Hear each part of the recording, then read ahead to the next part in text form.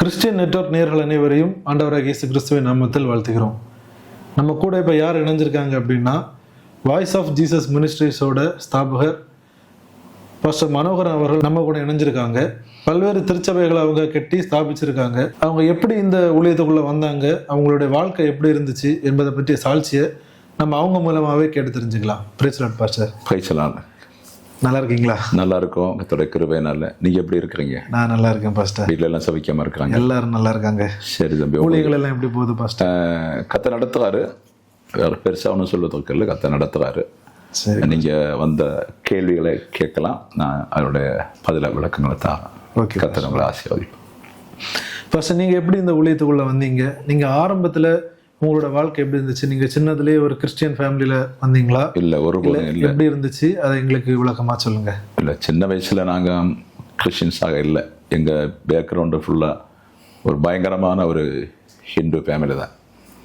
அந்த ஹிந்து ஃபேமிலின்னு சொன்னால் என்னுடைய அறிவு ஒரு 10 வயசுக்கு மேல் கொஞ்சம் அறிவு வரும்போது எல்லாமே எங்கள் வீட்டில் எங்கள் பெரியப்பான்னு சரி சித்தப்பான்னு சரி எல்லாரும் ஹிந்துவாக இருந்து எல்லா வித மந்திரவாத கிரியைகளையும் செய்து வந்த ஒரு பேக்ரவுண்டில் தான் நான் வந்திருக்கேன். அந்த நாளில் அதை பற்றி தெரியாது. அப்போது ஒரு காலகட்டம் என்னுடைய ஒரு 10-13 வயசு இருக்கும்போது முற்றிலுமாய் அந்த பேக்ரவுண்டில் உள்ள சாபங்களும் வேதனைகளும் எங்கள் குடும்பத்தை ரொம்ப வேதனைப்படுத்தினது உண்டு. அந்த ஆவிகள் எல்லாம் வேதனைப்படுத்தினது உண்டு. அப்போ மற்றவங்களுக்கெல்லாம் அவ்வளோ பெரியப்பா அவங்களுக்கெல்லாம் பெரிய அளவில் பிரச்சனை இல்லை.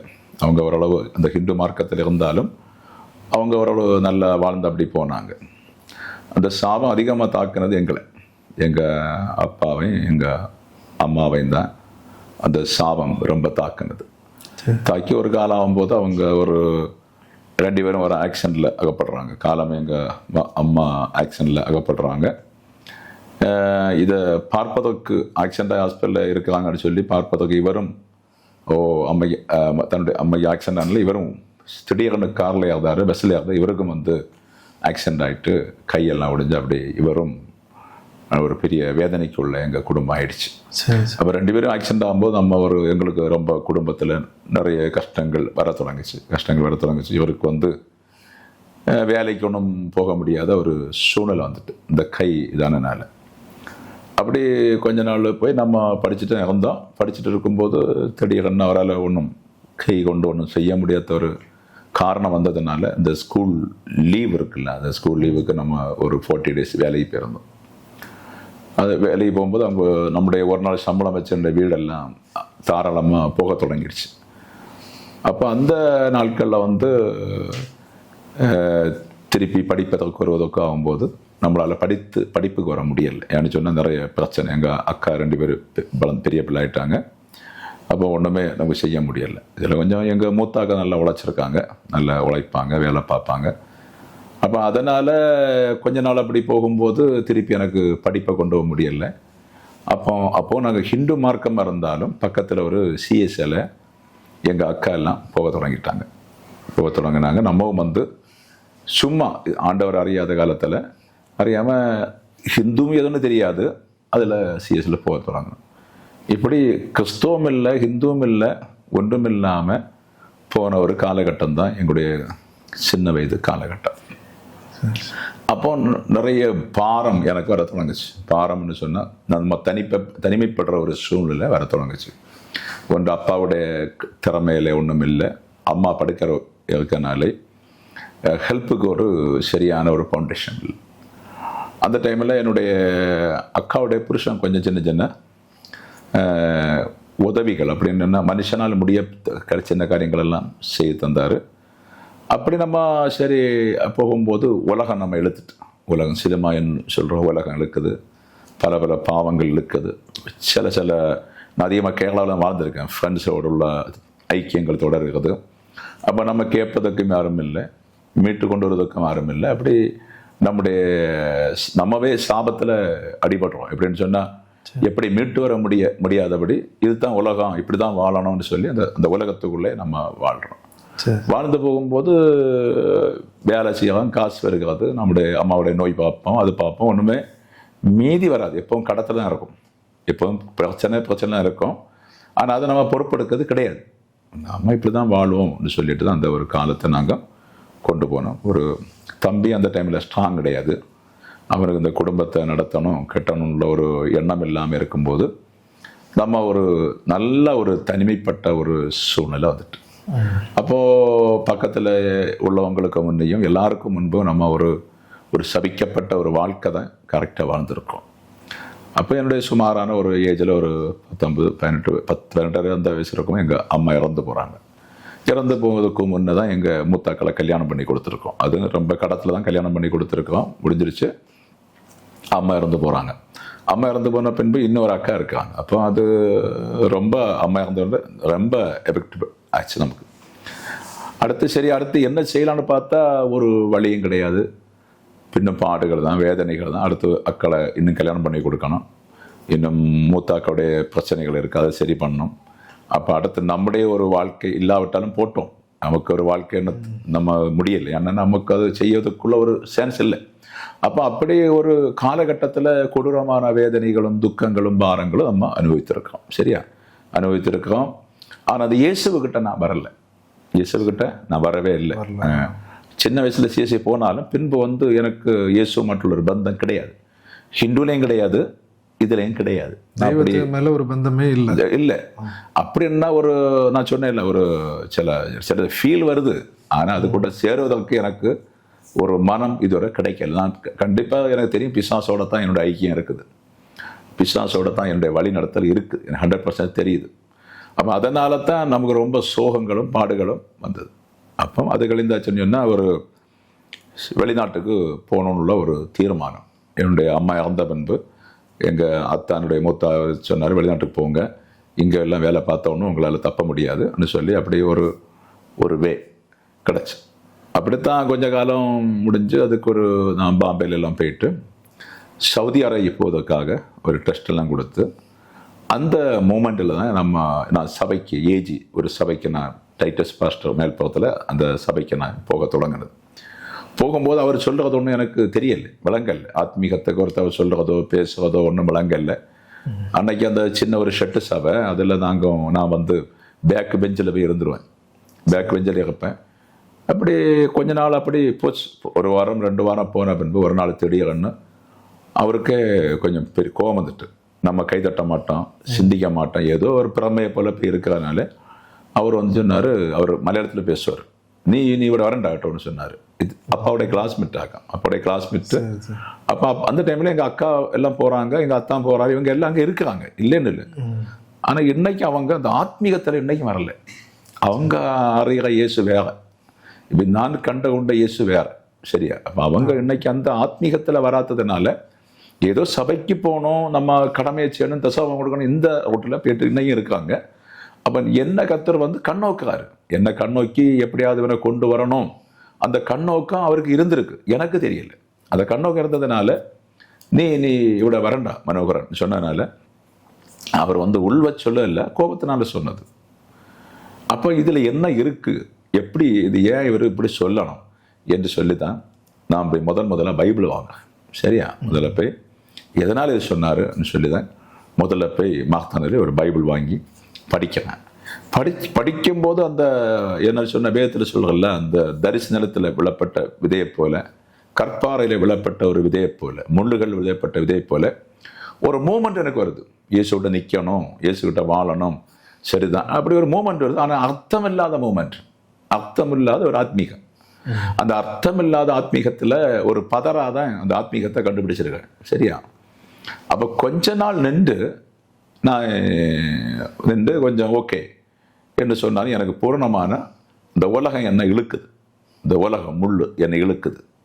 அப்போ அந்த உலகத்தில் கொஞ்சம் நம்ம அடிபடும் போது இது பலன் கொடுக்காம போயிட்டு, பலன் கொடுக்காம போய் அந்த நாட்களை நான் ஒரு 21 வயசுக்கு மேலே இருக்கு, நான் சவுதிக்கு நான் போக வேண்டிய சூழ்நிலை அப்போ சவுதி அரேபியாவில் போய் அங்கே போய் கொஞ்சம் அங்கே உள்ள நிந்தைகளும் பாடுகளும் கொடூரமாக இருக்குது. நாங்கள் போகிற டைமில் பயங்கர நிந்தைகளாகும்.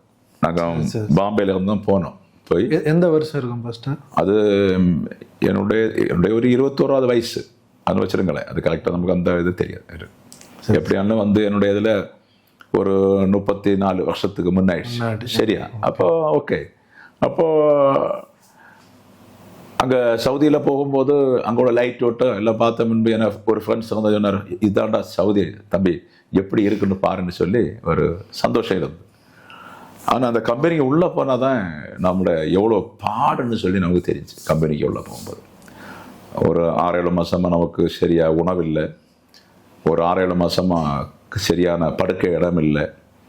அப்போ ஒரு சரியான ஒரு மரண போராட்டம் தான். அங்கே மரண போராட்டம் தான். நான் சின்ன பையன், எனக்கும் ஒரு சமைக்க தெரியாது, ஒன்றுமே தெரியாது. அவங்க கண்டுவிட மாட்டாங்க. சரியா? முதல்ல எல்லாம் கண்டுவிட மாட்டாங்க. பின்ன வந்து நிறைய ஃப்ரெண்ட்ஸ் எல்லாம் இருந்தாங்க. சுமார் ஒரு 6-7 மாதமா ஒரு அனாதை போல இந்த உள்ள சூடு உஷ்ணம் எல்லாம் தாங்கி தான் நம்ம கொண்டு போனோம். அப்போ அங்கே கூலி வேலை தான், வேலையும் ரொம்ப கஷ்டம், சாப்பாடும் கொஞ்சம் பிரச்சனை தான். அப்படி அந்த சூழ்நிலை வந்து அந்த சவுதியில் நாங்கள் அடிபட்டோம். அப்போது அந்த டைமில் இப்போ வேதத்தில் சொல்லும்போது கர்த்தர் புடமிடுத காலம் என்பது எனக்கு தெரியாது. இப்போ நொறுக்கிற காலம், அதுக்கு சித்தம் கொண்டு வந்திருக்கார் என்பது எனக்கு புரியாமல் அந்த நொறுக்குதலில் கொஞ்சம் எப்படியாவது அக்கா கல்யாணம் பண்ணி கொடுக்கணும்னு சொல்லிட்டு ரொம்ப அடிக்கடி வருவதற்கு தோணும். வீட்டுக்கு வேண்டாம், இந்த நிற்கண்டாம் போயிடும்னு தோணும். ஆனாலும் வீட்டில் வந்தால் நமக்கு தேற்றுவதுக்கு யாரும் இல்லை, அம்மா இல்லை, அப்பாவெல்லாம் முடியாது. அதனால நான் அந்த இடத்துல என்ன செய்யணும்னா கொஞ்சம் கஷ்டப்பட்டு எப்படியாவது அக்கா கல்யாணத்தை முடிச்சிட்டேன். அக்கா கல்யாணத்தை முடிச்சும்போது எல்லாம் ஒரு பரவாயில்ல, அது முடிஞ்சு ஓரளவு பிரச்சனை இல்லை, ஊரில் கடன் இல்லாதபடி ஒரு சின்ன செட்டப்பில் நம்ம வந்தோம். ஒரு 3 வருஷத்துக்கு மேலே அங்கே இருந்திருப்பேன்னு நினைக்கிறேன். இருந்துட்டு சரி இனி அங்கே இருந்தால் சரியாகாதுன்னு சொல்லி தான் அந்த கஷ்டப்பாடில் நம்ம ஊருக்கு வந்தோம். ஊருக்கு வந்து எல்லாம் ஃபினிஷ் ஆச்சு. சரி ஓகே, நீ அடுத்த ஸ்டெப்பு ஏதாவது செய்யணும்னு சொல்லும்போது தான் நான் வரும்போது 2வது அக்காவோட டெலிவரி டைம். அப்போ அதில் வந்து ரொம்ப நாங்கள் மாட்டிட்டோம். அப்போ நான் அங்கே மஸ்கட்டில் போனாலும் அந்த அங்குள்ள கஷ்டங்களை நான் அனுபவித்தாலும் இந்தியாவில் வந்த பின்பு அதை மறந்துடுச்சு. இப்போ சொல்லுவாங்கல்ல, ஒரு பெண் வந்து பிரசவத்தில் நல்லா கஷ்டப்பட்டு நல்லா பாடுபடுவா, ஆனால் பின்பு அதை மறக்கான்னு சொல்வது போல அந்த இந்தியாவில் வந்த பின்பு அந்த ஃப்ரெண்ட்ஸுகளும் பின்னும் சில வேலைக்கு போகிற வழிகளும் அப்படியே நம்ம அந்த ஆட்டோமேட்டிக்கலாகவே அந்த பாடுகளை மறந்துட்டோம். இன்னும் வாழணும், எங்கே போகணும், வேலை செய்யணும், உழைக்கணும், அந்த ஒரு எண்ணம் இருந்தாலும் பாடுகளை மறந்துட்டோம். பின்ன நம்ம கேரளாவில் சில ஃப்ரெண்டுகள் உண்டு, அவங்களோட போகிறதும் பழக்கங்களும் அப்படி இருக்கும்போது என்னுடைய அக்காவுடைய டெலிவரி அது வந்து ஒரு 7 மாதம் அவங்களோட டெலிவரி அவங்களால முடியலை, நிறைய பிரச்சனை வந்து. அதில் மீண்டும் நான் ஒரு கடத்தில் வந்து மாட்டுறேன். சரியா? மீண்டும் ஒரு கடன் தீர்ந்திருந்த நம்ம, ஒரு சமாதானம் இருந்த நம்ம, வீடு கூட ஒன்றும் சரியா இல்லை வச்சுட்டு நம்ம மீண்டும் அந்த ஒரு கடபாரத்தில் கத்தரை நொறுக்காரு. அப்போது நம்ம அதை புரிந்து கொள்வதற்கும் முடியலை. அந்த நொறுக்குதலில் சரி ஏற்றுக்கொண்டு நான் அப்படியே அந்த இதில் வாழ்ந்து போனேன். ஆனாலும் நிம்மதி இல்லை, ஒரு சமாதானங்கள் இல்லை. அப்படி கொஞ்சம் காலங்களையும் போது தான் நம்ம பார்த்தோம், சரி நீங்கள் இருந்தால் முடியாது என்று சொல்லி தான் நேரே ஒமான் தேசத்துக்கு போகிறோம், மஸ்கட்டுக்கு போகிறோம். அங்கே மஸ்கட்டில் போயாச்சுன்னு சொன்னால் அங்கே உள்ள சிச்சுவேஷனும் ரொம்ப மோசம். என்னென்னா நாங்கள் ஃப்ரீ விசாவில் போனதுனால எங்களுக்கு ஒரு ஃபவுண்டேஷன் கிடையாது, எங்களுக்கு ஒரு செட்டப்பு கிடையாதனால தங்குவதுக்கு இடம் இல்லை, போதுமான பணம் உங்கள் கையில் கிடையாது. அப்போது தெருவில் உள்ள சில கஷ்டங்களும் பாடுகளும், என்னை நம்முடைய கன்னியாகுமரி இங்கே உள்ள மக்கள் அன்னைக்கு ரவுடிகளாகாங்க, குடிக்கிறதும் வெறிக்கிறதும் சண்டை பிடிக்கிறதும் அப்படியான ஒரு சிச்சுவேஷனில் போய் நாங்களும் மாட்டிக்கிட்டோம். அப்போ அடுத்து ஒரு 2-3 மாதம் அப்படி தான் போச்சு. போன பின்பு தான் நம்ம சரி ஒரு ஸ்டாண்டர்டாக இடத்துல ஒரு ரூமு கிடச்சி நம்ம வேலை செய்து அந்த ரூமை கொண்டு கடந்து ரூமை பார்த்து நம்ம சாப்பாடுகள் காரியங்கள்லாம் போகும்போது சரி நமக்கு ஒரு போர்மே நாட்டில் ஒரு பதவி ஒரு இதில் கிடச்சி அதை கொஞ்ச நாள் இருந்தோம். அதிலிருந்து ஒரு வாஞ்சை நமக்கு ஒரு வேலை செய்வோன்னு அங்கேருந்து நான் ஒரு கான்ட்ராக்ட் ஆகிட்டேன். கான்ட்ராக்ட் ஆகி கொஞ்ச நாள் வந்து நான் அந்த கான்ட்ராக்ட் லெவலில் வந்தாலும் பணம் பெருசாக இல்லை. இந்த கான்ட்ராக்ட் லெவலில் வந்துட்டோம், பணம் பெருசாக ஒன்றும் இல்லை. அப்போது சரி கொஞ்சம் முன்னேறுவதற்கு எனக்கு ஒரு சான்ஸு கிடச்சி, கொஞ்சம் முன்னேறுவதற்கு சின்ன ஒரு இடம் வாங்குவதற்கும் உள்ள சின்ன ஒரு சான்ஸ் எனக்கு கிடச்சி. அப்போ சான்ஸு கிடைக்கிற அந்த ஒமான் தேசத்தில் வந்து நல்ல ஆண்டவரை பற்றி பிடிச்சிட்டேன். கொஞ்சம் நல்லா பற்றி பிடிச்சிட்டு மீண்டும் அதை எனக்கு கரெக்டாக நான் சொன்ன விதையை போல் அவரோடு வாழ்வதற்கு எனக்கு முடியலை. புரியுதா? அப்போது அந்த சினிமா இருக்கும், எல்லா பழக்க வழக்கங்களும் அங்கே உண்டு. அப்போ அந்த பழக்கத்தில் போகும்போது நான் ஒரு பதராக தான் அங்கேயும் அதையும் வாழ வேண்டியது. கொஞ்ச நாள் இருந்தோம், ஒரு 6 மாதம் ஒரு செட்டப், ஒரு பிடி கிடைக்காத வரை இருந்தோம் ஆண்டவர்கிட்ட. அந்த பிடிப்பு கிடைக்க பின்பு நம்ம அவரை விட்டுட்டு நம்ம உலகத்தில் மீண்டும் போகிறோம். அப்படி போய் கொஞ்சம் ஆட்கள் இருந்தோம், வேலைக்கு ஆட்கள் இருந்து கொஞ்சம் பேர் இருந்தது. அப்படி ஓஹோன்னு சொல்லுவாங்க, ஆனால் பெருசாக இல்லை, ஓஹோன்னு சொல்லுவாங்க. அப்படி கொஞ்சம் காலங்கள் கடந்து போகும்போது சரி திருமணத்துக்குள்ளே ஒரு ஆலோசனை வந்து, திருமணத்துக்கு ஒரு ஆலோசனை. அப்போ என்னுடைய ஒரு இதில் ஒரு நான் ஒன்று கண்டு சொல்லியிருந்தேன், ஒரு அனாதை ஒரு பெண்ணை கல்யாணம் பண்ணோம் என்னுள்ளது. அந்த டைமில் நான் சொல்லியிருந்தேன், அனாதை பெண்ணை கல்யாணம் பண்ணணும்னு சொல்லி. அப்போ ஆண்டவரை கர்த்தர் என்ன ஊழியத்துக்கு அழைக்கிறாரு. அப்போ நான் சர்ச்சுக்கு போகிறேன், போகாமல் இல்லை, சபைக்கு போகிறேன். அந்த சபையும் எனக்கு ஆவிக்குரிய ஒரு உணவு தர அவங்களால தரல. எனக்கு அதை பெற்றுக்கொள்வதற்குள்ள ஒரு தெய்வீக வெளிப்பாடு எனக்கு கிடைக்காது. வயசு ஒரு 27 வயசு ஆயிடுச்சப்போ, புரியுதா, கிடைக்கல. அப்போது அந்த ரோட்டில் போய் இருக்கும்போது சரி இனி நமக்கு ஒரு மேரேஜ் வேணும். அப்போ ஆண்டவர் அழைத்த நோக்கத்தை புரிந்து கொள்ளலை, ஆண்டவர் கொண்டு வந்த காரணம் என்னன்னு புரிந்து கொள்ளலை. அப்போவே நான் கர்த்தருடைய ஊழியக்காரனை மாற வேண்டிய ஒரு காலகட்டம். ஏன்னா அதுக்கு தான் என்னை நெருக்கத்தில் கொண்டு வராரு. இங்கே சின்ன வயசுலேயே நெருக்கம், துன்பத்தில் கொண்டு வரது எல்லாமே என்ன ஒரு ஊழியக்காரனை மாற்றுவதற்கு தான் ஆண்டவர் கொண்டு வரது. ஆனால் எனக்கு அது ஒத்து வரலை, எனக்கு அது பிடி கிடைக்கல. அப்படித்தான் காலங்கள் போச்சு. திருப்பி ஓகே ஒரு கொஞ்சம் ஒரு சின்ன வீடு போட்டு ஒரு வாழ்க்கையை செட்டப் பண்ணி எடுத்து என்னுடைய பிரதரை என் தம்பியும் எல்லாம் வெளிநாட்டில் கொண்டு போயிட்டு இப்படி செட்டப் பண்ணிட்டு ஒரு குடும்ப வாழ்க்கைக்குள்ளே வரேன். ஆனால் அந்த டைமில் குடும்ப வாழ்க்கையில் வருவதற்குள்ள செட்டப் எனக்கு ஆகலை. அப்போ ஒரு ஃப்ரெண்டுனால தான் வந்து நான் ஒரு அனாதை பண்ண கல்யாணம் பண்ணுவோன்னு சொல்லி இருக்கும்போது என்னோட ஃப்ரெண்டு மூலம் தான், ஒரு முஸ்லீம் தம்பி சகோதரன் மூலம் தான் என்னுடைய மனைவியை ஒரு கனெக்ஷனுக்குள்ளே கொண்டு வருது.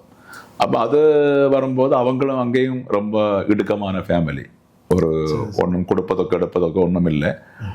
அப்படித்தான் சரி நம்ம வந்து பார்த்தோம், எடுத்தோம், அவளை கல்யாணம் பண்ணிக்கிட்டோம். புரியுதா, கல்யாணம் பண்ணிட்டோம். அப்போவே வந்து கல்யாணம் பண்ண உடனே அடுத்த பிரச்சனை வருது. இப்போ அது வரை தான் சின்ன குழந்தைய போல இருந்தேன். மெச்சோர்ட் ஆன உடனே அங்கே மஸ்கட்டில் இடிவு எனக்கு வருது. இடிவுன்னா தொழிலில் இடிவு, சத்துருக்கள், எங்களுடைய அந்த என்ஜினியர் சத்துருவாக இப்படி ஒரு ஏமாற்றப்பட்ட ஒரு சூழ்நிலை வருது. அப்போ என்னுடைய புத்தினாலையும் பிடிச்சு நிறுத்த முடியல, என்னுடைய எந்த தந்திரத்தினாலையும் பிடிச்சு கண்ட்ரோல் பண்ண முடியல. என்னுடைய பேரை போகக்கூடாதுன்னு சொல்லிட்டு எல்லாம் எப்படியெல்லாம் பிடிச்ச முடியுமோ அதோட நான் பார்க்குறேன். இப்போ தான் கல்யாணம் பண்ணி வந்திருக்கோம், அதுக்கிடையில வந்து அங்கே எல்லாம் அகன்ஸ்டாக நிற்கிறாங்க. அப்போது போராடினா எனக்கு பெரிய ஒரு போராட்ட களத்தில் கொண்டு விட்டார். ஒரு 3-4 சைட்டு வேலை பணம் அப்படியே போயிடுச்சு. அடுத்து திருப்பியும் ஒரு சைட்டு நம்ம எடுத்து அதில் முன்னேறலான்னு சொன்னால் சின்ன ஒரு பிரச்சனை, அந்த பணமும் கைவிட்டு போச்சு. அப்போ புரிஞ்சு போச்சு நம்ம முற்றிலுமாகவே விழுந்தா இனி எழும்ப முடியாது, அவ்வளோதான், முடிஞ்சிருச்சு. அப்படித்தான் நம்முடைய எல்லா கனவுகளும் அதோட முடியுது. அப்போ ஊரில் வைக்கப்பட்ட வீடு சேலாகி போகுது, புரியுதா, எல்லாம் ஒன்றா போகுது.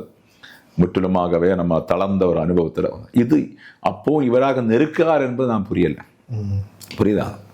ஓகே, அப்போ வந்து என்னுடைய எல்லா சோதனை பாடுகள், ஒரு என்ன சொல்கிறது, அபமானங்கள் நிறைய என்னெல்லாம் அனுபவிக்கணுமோ அதெல்லாம் ஒரு 4 இயர் நான் அனுபவிச்சு முடிச்சுட்டேன். மரணம் இல்லாதபடி எல்லாம் அனுபவிக்க ஆண்டவர் கிருபை செய்தார். பாடுகள், அந்த பாடுகள் மத்தியில் தான் நான் ராத்திரி எல்லாம் ஜெபிக்க தொடங்கினேன். இந்த பாடுகள் மத்தியில் தான் மனுஷர் யாரும் இல்லை, சொந்தத்தில் யாரும் சரி, எல்லாரும் ஒரு ஃப்ரெண்ட்ஸாக இருப்பாங்க, ஒரு காலம் இருப்பாங்க. நமக்கு தனிமைன்னு சொன்னால் நம்மளை விட்டுருவோம். அப்போ அந்த பாடுகளை ஆக்சுவலி ஏன்னா மிஸ்டேக் தான், ஆண்டவரை சரியாக பிடிக்காத ஒரு மிஸ்டேக் தான். அந்த பாடுகளுக்குள்ளே கர்த்தர் என்ன 4 வருஷம் நடத்தினார். கடன்கள், என்னுடைய மனைவி ஒரு கொஞ்சம் உபத்திரமான பிசாசு உபத்திரம் இருந்து அதில் இப்படி தான் என்னை நடத்தி கொடூரமான தண்டனைகளும், ஏதோ ஜெயிலுக்கு போகலை, மற்றபடி எல்லா பாடுகளையும் நடத்தி ஒரு வழியிலையுமே முடியாது. என்னுடைய நினைவு நம்மளால் தப்ப முடியாது, முடிஞ்சிருச்சு. இனி அவ்வளோதான், இன்னும் எழும்பணும் முடியாது. இனி வாழ்க்கை ஒரு கேள்விக்குறியுள்ள ஒரு எண்ணத்தில் தான் கர்த்தர் கொண்டு போனார். அப்போ என்ன அந்த இடத்துல நான் ஜெபித்தாலும் கொஞ்சம் சிரமமாக இருக்கும், ஜெபித்தாலும் கொஞ்சம் அது பார்க்காது, ஜெபித்தாலும் கொஞ்சம் மாம்சத்தில் இருக்கும், ஜெபித்தாலும் அந்த தவறான சில வாழ்க்கையில் நம்ம வாழ்ந்தும் போயிருக்கோம். ஜெபித்தாலும் அது பூரணமாக என்ன வேலைக்காரர் இருக்காங்க, அவங்களே ஏற்ற அப்படி போக வேண்டிய இருக்கும். அப்படி இருக்கும்போது எல்லாம் பார்க்கும்போது ரொம்ப கஷ்டம். அப்போ அந்த நெருக்கத்தில் வந்து என்ன வாழ விடக்கூடாதுன்னு சொல்லி பிசாசு வந்து நிறைய பழைய வேலைக்காரங்களான்னு சரி நிறைய பேர் எதிர்ப்பு. அப்போ நான் போராட்டம் தான் வந்து ராத்திரி தூக்கம் இல்லை, ரொம்ப போராட்டம். எப்படியாவது மேலே வரணும், எப்படியாவது அந்த பிரச்சனையை தீர்க்கணும், எப்படியாவது கடன்கள் ஒரு ஆருக்கு காசும் எடுக்காமல் இருக்கக்கூடாது, எல்லா காசையும் கொடுத்தோன்னு சொல்லி போராட்டம். அப்படி போராடி அப்படி மெல்ல கத்தர் ஒரு சுமார் ஒரு இவன் சின்னவன் பிறப்பதற்கு முன்னே அதுக்கு முன்னே பெரியவன் பிறந்துட்டாரு. அப்போ நல்ல கஷ்டம்தான். அடுத்து சின்னவர் பிறக்கும்போது அப்படியே நான் மீண்டும் ஒரு துக்கத்தோட இவ்வளோ காலகட்டம் தான். அந்த கடைசி நாளில் நான் போகும்போது மஸ்கட் திருப்பி போகும்போது துக்கம்தான். சபைக்கு நேரே போய் நைட்டு போய் ப்ரேயர் பண்ணிட்டு நான் போகிறேன் சபைக்கு. சைலண்டாக போட்டேன், அது வந்து சவுண்ட் போட்டுருவேன்.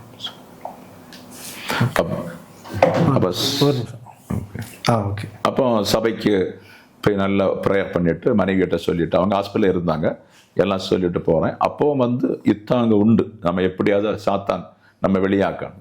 அந்த இடத்துல கத்தர் ரோட்டை கொஞ்சம் கொஞ்சமாக கிளியர் பண்ணுறாரு. அப்போ ஒருபோதும் எனக்கு எழும்ப முடியாது, அது தேவனே அந்த ரூட்டை கிளியர் பண்ணுறாரு. அந்த ரூட்டை கிளியர் பண்ணிட்டு மெல்ல நான் பணத்தை மீண்டும் காண தொடங்குறேன். அப்போ எனக்கு பல வழிகள் திறந்துருச்சு. அப்போ நான் முதல்ல நானும் அந்த ஒரு கான்ட்ராக்ட் லெவலில் இருந்துட்டு நானும் உழைக்கிறேன், கையால் ஹெல்ப் பண்ணி கொடுக்குறேன், எனக்கு நல்ல வேலை தெரியும், உழைக்கிறேன். அப்போ அதிலிருந்து கொஞ்சம் பணம் வரும்போது என்ன செய்வேன்னா, நான் எத்தனை பேருக்கு கொடுக்க இருக்குதோ அதெல்லாம் ஒன்றா செட்டப் பண்ணிட்டு இருக்கேன். கடன்கள் எல்லாம் செட்டப் பண்ணி எல்லாம். இப்போ அந்த மக்கள் நினைக்கிறாங்கன்னா இதோட பொழிஞ்சிட்டாரு, இதோட முடிஞ்சிட்டு சோழி முடிஞ்சிட்டு, கத்தர் அப்படி விட மாட்டார்ல, அவருக்கு ஒரு வாக்குத்தான் இருக்கு. அப்போ நம்ம வந்து நான் சொல்லுவேன், அப்படி நான் தப்பு பண்ணா என்ன வேணும் பண்ணும், இது இப்போ 4-5 சைட்டில் காசு போயிடுச்சு, அப்போ ஆண்டவருக்கு தெரியும். அப்போ அதனால எனக்கு என்ன பயப்பட இருக்கு அப்படி.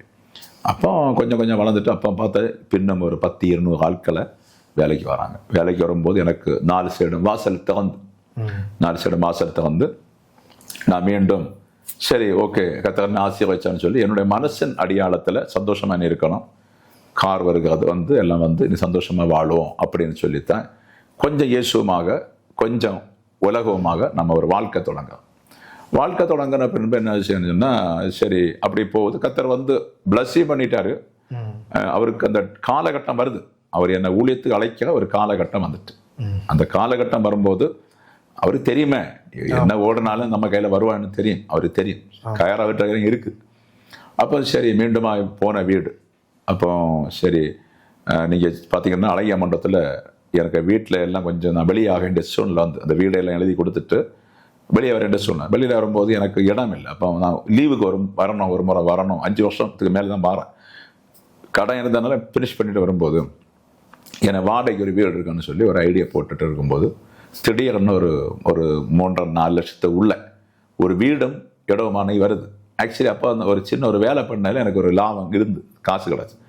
அப்போ அந்த இடத்த வீடுமா வாங்கிட்டேன். தங்குவது கொஞ்சம் சின்ன ஒரு செட்டப் இருக்கு. அப்போ வாங்கிட்டு அந்த வீட்டில் தங்கிட்டேன். அப்போ அதுக்கு பின்பாக ஸ்டெப்பாக என்னுடைய ஒரு உயர்ச்சி கத்த தந்தார். உயர்ச்சி தரும்போது நான் ஒரு ஊழிய பாதைக்கு வருவதுக்கு எனக்கு இஷ்டம் இல்லை. அப்போ நான் நினைக்க ஓகே சபைக்கு சகாயிப்போம் கொடுத்துட்டு போயிட்டே இருப்போம். அப்படி போகும்போது ஆண்டவர் கரெக்டாக என்னை ஒரு தீர்க்கதரிசியை கொண்டு அழைக்கிறார். 1 முறை இல்லை, 2 முறை இல்லை, 3 முறை அழைக்கிறார். அப்போ எனக்கு 3ஆவது முறை எனக்கு பயம் கொடுக்குது. அப்போ அந்த இடத்துல வந்து நான் போய் கொண்டிருக்க சபை ஒரு ஆவி இல்லாத ஒரு பாணி, அது ஸ்பிரிச்சுவலாக அந்த சபை இல்லை, ஒரு மாம்சத்துக்குரிய பூர்ண சபை தான். அது என்னன்னு தெரியல, அது அவருக்கு கொண்டு போக முடியலையா, அதை கற்றுக்கொள்ளலையான்னு தெரியல. அப்போ அபிஷேக குறைவுகள் உண்டு, அது ஒரு சரியான ஒரு டீச்சிங். அப்போ அதனால் அந்த இடத்துல வந்து ஆண்டவர் என்ன செய்கிறாரு, அழைக்கிறார், வெளியே வான்னு சொல்கிறாரு. அது தெரியுது, வெளியே வா. அப்போ அந்த நாட்களில் கொஞ்சம் அறகுறை ஆண்டவராக சின்ன செய்தி கொடுக்க படிச்சுட்டேன். இதுதான் கிறிஸ்தவன் நினச்சேன். பரவாயில்ல ஒரு செய்தி பேச படிச்சுட்டோம், ஆனால் இது ஒன்றுமே கிடையாது. புரியுதா? அது ஃபவுண்டேஷன் இல்லாமல் நிற்கிறேன். அப்போ அந்த இடத்துல போகும்போது தான் அவராலே நம்ம கொஞ்சம் தள்ளப்படுறோம், பாஸ்டராலையும் தள்ளப்படுறோம். அப்படி இருக்கும்போது என்னுடைய மனசு சரி கிடையாது, என்னாவது ஆண்டவர் செய்ய முடியலைன்னு சொல்லிட்டு அப்படியே திங்கி பண்ணியிருக்கோம். நேரே வந்து குளித்தரில் வீடு போடுறேன். அப்பா சொல்கிறாரு, நீ அங்கே இருக்கடா பக்கத்தில் இருன்னு சொல்லி ஒரு குளித்தரில் நான் ஒரு இடத்த வாங்கி ஒரு வீடு போடுறேன். வீடு போட்டால் அன்னைக்கு வந்து வீடு எடிகேஷன் முடிஞ்சு இவன் எல்லாம் சின்ன பையன், பிள்ளைங்கெல்லாம் சின்ன பையன் மாதிரி, இவன் சின்னவன் தூங்கலை. எனக்கு சூடாக இருக்குன்னு இல்லை, தூங்கலை, ரொம்ப சின்ன. சரி ஓகே ஏசி நாளைக்கு வாங்கி வச்சிடலாம்னு சொல்லிட்டு நானும் வந்து எனக்கு தூக்கம் இல்லை. அப்போ நானும் வந்து சிட் அவுட்டில் வந்து இருக்கும்போது கர்த்தர் என்னை நடத்தின விதங்களை யோசிக்க பண்ணது. யோசித்து பார்க்கும்போது நான் போன ஏஜி சபை அது வந்து அன்னைக்கும் ஒரு ஓலை இதெல்லாம் இருக்குது. அப்போ எனக்கிட்ட ஒரு ஆர்வத்தை கொடுக்குறாரு, அந்த சபை கட்டணும் சொல்லி ஒரு ஆர்வத்தை கொடுக்குறாரு. அப்போ தான் மீண்டும் நான் கிறிஸ்துக்குள்ளே கொஞ்சம் விலப்படுத்துவாங்க வந்துட்டு. அப்போ ஓகே பார்த்தா பேங்கில் ஒரு 2 lakhs rupees பேலன்ஸ் இருந்து. அப்போ முதல்ல சரி காலை விளம்பின உடனே கர்த்தர் இவ்வளோ கொண்டு வந்ததுக்கு நமக்கு இனி அவருக்கு செய்யணும், ஒரு தசமபாகம் இல்லை, காணிக்க இல்லை, இனி அவருக்கு அது செய்யணும்னு சொல்லிட்டு அந்த 2 லட்சம் ரூபாய் செக் எழுதிட்டு நேரே பாஸ்டரை பார்க்க போவேன். ரைட்டு பார்க்க போகும்போது அந்த 2 லட்சம் அன்னைக்கு பெரிய அறிய மாட்டேன்னா நான் சொன்னேன் பாஸ்டர் அவரை போய் பார்த்தேன்னு நான் கொஞ்சம் மறந்துட்டேன், மன்னிச்சிடுங்க சொல்லிட்டு இப்போ எனக்கு 2 லட்சம் ரூபா இருக்குது நான் தாரேன், மீண்டும் உடனே கொஞ்சம் பணத்தை தாரேன், நீங்கள் பாஸ்டர் தொடங்கன்னு சொல்லிட்டு அவருக்கு கண்டிச்ச கூட. അപ്പോൾ അവർ ഉടനെ കണ്ണീരോട്ട് വന്നിട്ട് അപ്പോൾ അവർ മനോഹരൻ മറന്നു എന്ന് ഞാൻ വിചാരിച്ചു. ഏതോ നീ ഒരു വീട് കെട്ടി ഇത്തിരി സ്ഥലമൊക്കെ മേടിച്ചു, അപ്പോൾ നീ മറന്നു എന്ന് ഞാൻ വിചാരിച്ചു, நீ மறந்துடலோன்னு சொல்லிட்டு ரொம்ப அவருக்கு சந்தோஷம் ஆச்சு. அப்படி தான் முதல்ல இந்த ஏஜி சபையை கட்டுறாங்க, தொடங்குறாங்க. மக்கள் சப்போர்ட்டு, வேலை செய்யறதுக்கெல்லாம் மக்கள் சப்போர்ட்டு, சாதனம் தான் எங்களை வாங்கணும், அதுக்குள்ள காசை நான் பண்ணணும். அப்படித்தான் கர்த்தருடைய கிருபையினால பின்ன மக்களும் கொஞ்சம் நல்லா சப்போர்ட் பண்ணாங்க அந்த டைமில். அப்போ அடுத்து கொஞ்சம் அமௌண்ட்டுகள் கொடுத்து அந்த சபை வந்து கட்டி முடிச்சாலும் எனக்கு வந்து ஒரு ஊழிய பாதைக்கு போகணுள்ள எண்ணம் இல்லை. அதை முடிச்சுட்டு ஓகே எல்லாம் முடிஞ்சிட்டு வரும்போது அப்போ கொஞ்சம் வசனம் கர்த்தர் தந்ததுனால அப்போ இவங்க பேசுகிற வசனம் எனக்கு அப்படின்னா அங்கே பாஸ்டர் பேச வசனம் எனக்கு ஒத்து வரல. அப்படி இல்லை, இவங்க பேசுறது தப்பு, ஒத்த வாக்கியத்தை வச்சு பேசுகிறாங்க, ஒத்த வாக்கியத்தை வச்சு இயேசு விடுவிக்கிறான்னு எல்லாம் பேசுகிறாங்க, என்னோ பேசுகிறாங்க, இது தப்பு, இப்படி எல்லாம் பேசுவோம். நீங்கள் என்னுடைய மெசேஜை பார்த்து எல்லாம் தெரியும், வேற ஒரு கோணம் ஆத்மீகத்தெல்லாம் பேசுவேன். அப்போ இதனால் இந்த மக்கள் செத்து போவாங்க, இதனால் கண்டிப்பாக இந்த மக்கள் அழிவாங்க, இந்த வசனம் சரி கிடையாது என்பது எனக்கு ஆணித்தரமாக எனக்கு புரியுது. அப்படி இருக்கும்போது நம்முடைய அங்கே பாஸ்டர் ஐயா நீங்கள் ஒரு செய்தி கொடுங்கன்னு சொல்லி என்ன அதுக்கு முன்னே நான் செய்தி கொடுக்குறேன், இந்த ஏஜி சபையில் செய்தி கொடுக்குறேன், எல்லாம் பண்ணுறேன். அவர் கொஞ்சம் எழுதி தந்து இதை வச்சு பேசுங்கன்னு சொன்னால் அது நடக்கலை, அது ஃபெயிலியர் ஆகிடுச்சு, சங்கீதத்தெல்லாம் எழுதி. அப்போ சரி அதுக்கு பின்பாக எனக்கு அந்த இடத்துல நானே ஒரு கர்த்தருக்குள்ள பலப்பட்டு தான் அப்போ அடுத்த மெசேஜை நானே எடுத்துட்டு ப்ரிப்பேர் பண்ணி 1-2 செய்தி அந்த சபையில் கொடுக்கும்போது அப்போ அவருக்கு காதில் கேட்டிருக்கலாம், செய்தி மாறிப்போகுது, கேட்கல. அப்போ அவருக்கு அதை என்னை வளர்த்ததுக்க முடியலை, என்னை உருவாக்குவதுக்க முடியலை, செய்தி இடமும் இல்லை. அப்படி இருக்கிறதுனால மீண்டும் கர்த்தர் பேச நீ வெளியே வந்துடு.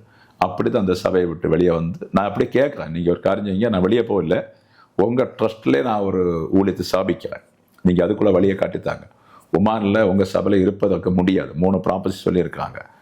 அப்போ அவர் நினச்சது வந்து இவனால் ஒன்றும் செய்ய முடியாதுன்னு சொல்லி அவருக்கு மனசில் அப்போ நான் சொன்னேன், நான் கடந்து வந்த பாதை எனக்கு தெரியும் பாஸ்டர், நான் என்ன லெவலில் வந்திருக்கேன்னு உங்களுக்கு தெரியாது, என்னுடைய அப்பாவுடைய சகாயமோ அம்மாவுடைய சகாயமோ யாருடைய சகாயமும் கிடையாது. நான் சின்ன வயசுலேருந்தே வந்த பாடுகள், பயங்கர பாடுகள், அப்படி தள்ளிட்டு போகணும்னு மாத்திரம் நினச்சிடாங்க, கலப்பையில் கை வச்சா நான் போக மாட்டேன், அது வந்து நல்லா புரிஞ்சுடுங்க என்ன சொல்லிட்டு தான் நம்ம அந்த மஸ்கட்டில் சரி வெளியே வந்தாச்சு. வந்த உடனே சிங்குன்னு சொல்லி எனக்கு ஒரு சகோதரன் உண்டு, கான்ட்ராக்டாக இருக்கார், பெரிய ஆளாக இருக்காங்க. அப்போ இன்னை பெரிய ஆளாக இருக்காங்க, அன்னை சாதவர் தம்பி, அவர் மூலம் அவங்களுக்கு அந்த ஹோட்டல் பழக்கம் எல்லாம் உண்டு, கொஞ்சம் ட்ரிங்க்ஸ் பழக்கம் அவங்க எல்லாம் இருந்தாங்க அன்னைக்கு. அப்போ அந்த ஹோட்டல் பழக்கம் நம்ம அந்த ஹோட்டல் பழக்கம் ஒன்றும் கிடையாது. அவர் ஒரு ஹோட்டலில் அவர் எடுத்து நீங்கள் எப்படின்னு என்ன வாங்க வந்து நீங்கள் தொடங்கன்னு சொல்லி தான் முதலாக ஒன்றும் அறியாமல் ஒன்றும் புரியாமல் இந்த பாடுகளுக்கு பின்பாக ஒரு சின்ன ஹாலை எடுத்துட்டு எனக்கு பெரிய சுவிசேஷமும் தெரியாது. அப்போ எனக்கு அறிந்த சுவிசேஷத்தை வச்சு நான் ஒரு தொடக்கத்தை உண்டாக்கி அதில் நிறைய போராட்டம் உண்டு, நிறைய கலக்கங்கள் உண்டு, நிறைய ஆப்போசிட்டான ஊழியக்காரர்கள் இருந்தாங்க, எனக்கும் தெரியாது. அப்படியே மெல்ல அந்த இதில் வந்து வளர்ந்து பழைய அண்டர் கிரவுண்டில் எல்லாம் கூட்டம் நடத்தி அங்கேயும் பிரச்சனை இருக்கும், நான் ஸ்டாப் பண்ண வேண்டியது. அப்போ எனக்கு ஒரு பயங்கர தைரியம், போடா என்ன வந்து பார்ப்பேன், கத்தருக்காக தைரியம். 2வது வந்து போன என்ன ஏற்றி விட்டு விடுவோம், அவ்வளோதானே, ஒன்றும் பிரச்சனை, இயேசுக்காக வாழலாம், ஏன்னா வசனத்தில் கொஞ்சம் பிப்ரையாக தொடங்கிட்டேன். அப்படி அப்போ எனக்கு பரிசுத்தாவியை நான் கண்டது கிடையாது, நான் பெற்றது கிடையாது, நல்லா புரிஞ்சுக்கணும். அப்போ ஹோலி ஸ்பிரிட்டை பற்றி நான் கேள்விப்பட்டுறேன், ஆனால் வந்து அதை டீச் பண்ணுறத ஒரு பாஸ்டர் நான் அதுவரை நான் எனக்கு கிடைக்கல. அப்போ தான் வந்து சரி சபை தொடங்கியாச்சு, கிறிஸ்து இல்லாமல் சபை நிற்காது. அது வந்து நல்லா புரியுது, கிறிஸ்து இல்லாமல் சபை நிற்காது. ஏன்னா அவர் தான் நம்முடைய தலை. அப்போ அதன்படினால மக்களை கொண்டு வரோம், கஷ்டப்படுறோம். எனக்கு ஒரு காரணம் உண்டு. அப்போ ஒரு பைக்கில் ஒரு நல்ல ஒரு 4 வீல் உண்டு, அதெல்லாம் ஆட்களை கொண்டு வரோம். ஆனால் நிற்க மாட்டாங்க. அப்போ கொஞ்சம் பேர் ஒரு 10-20 பேர் நிற்கிறாங்க, மற்றவங்க நிற்கிறது கிடையாது. அப்போ இவங்களை கொண்டு போகிறதுக்குள்ள ஆவிக்குரிய இதுவும் எனக்கு இல்லை, வசனமும் இல்லை, சரியான ஜபமும் இல்லை. ஜபிக்கிறோம், நம்மளை தெரிஞ்ச ஜபம் தான் பண்ணுறோம். அப்போ சபை நிற்காது.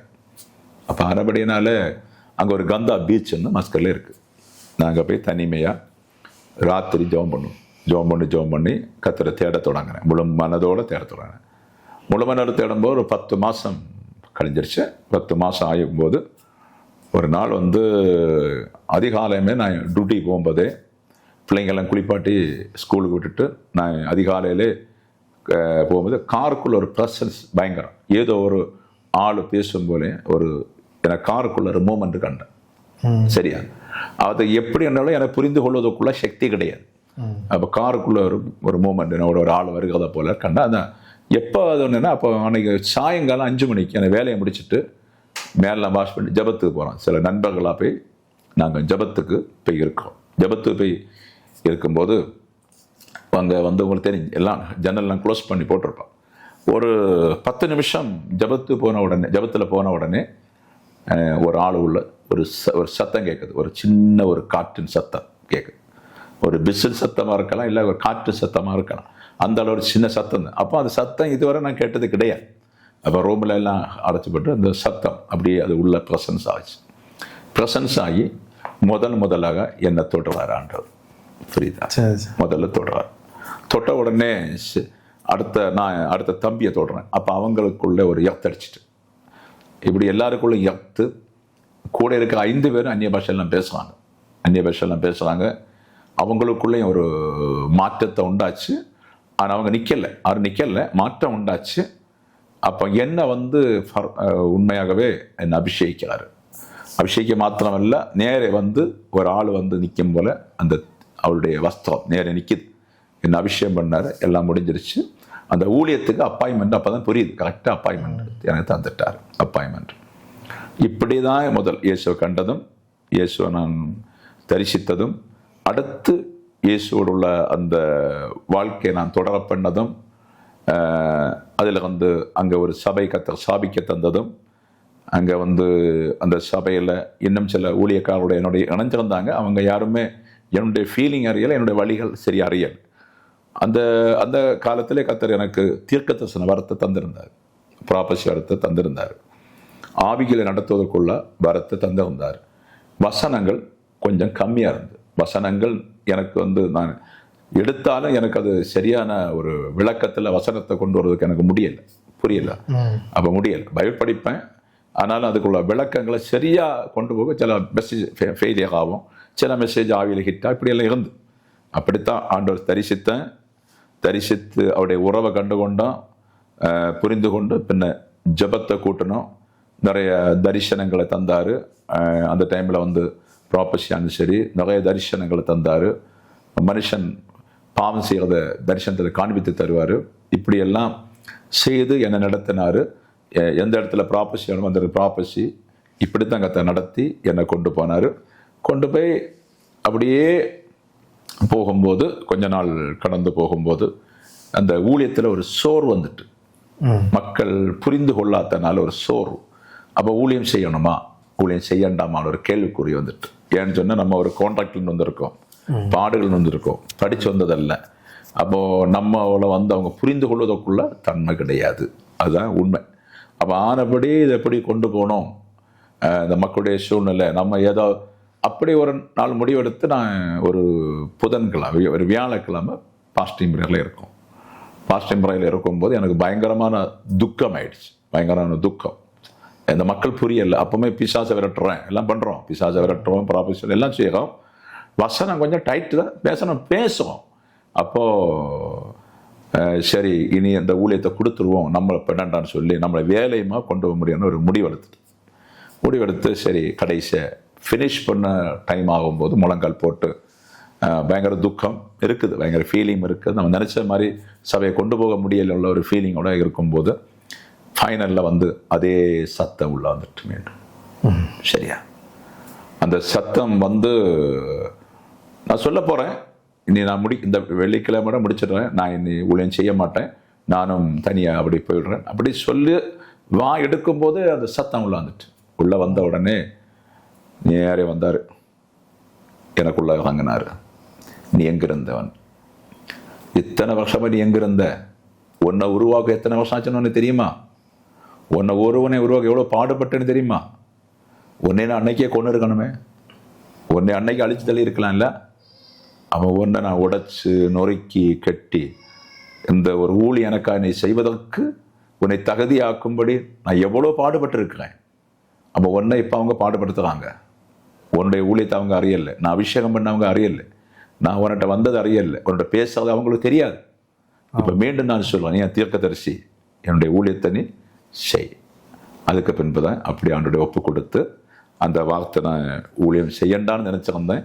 அந்த வார்த்தையை விட்டுட்டு சரி ஆண்டவர் இனி அப்படி நான் செய்ய மாட்டேன், இந்த ஊழியத்தை செய்கிறேன்னு சொல்லி அந்த மஸ்கட்டில் கர்த்தருடைய கிருபையினால் அந்த சபை ஸ்தாபிக்கப்பட்டு அந்த ஊழியத்தை நான் பண்ணிட்டு இருக்கும்போது சரி ஊழியங்கள் கொஞ்சம் பலப்படுது, கொஞ்சம் மிஸ்டேக்னு சொன்னால் அறியாமல் கொஞ்சம் ஊழியக்காரில் கொண்டு உள்ள வச்சுட்டேன்.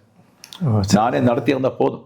அதில் எனக்கு ஒரு ரொம்ப வீழ்ச்சி வந்துட்டு, சரி நம்ம அறியாததை அவங்க செய்வாங்க, அவங்க அறியாத நம்ம செய்வாங்க, அப்படி அதான் நினச்சிட்டேன். அது வந்து வீழ்ச்சி, அது வந்து என்னுடைய ஒரு ஃபெயிலியர் ஆயிடுச்சு.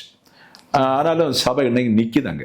ஓகே, அப்படி இருக்கும்போது சரி அந்த சபை போயிட்டு இருக்கும்போது பல இடங்களில் நம்ம கொஞ்சம் கொஞ்சம் ஊழியங்கள் நடத்துகிறோம்.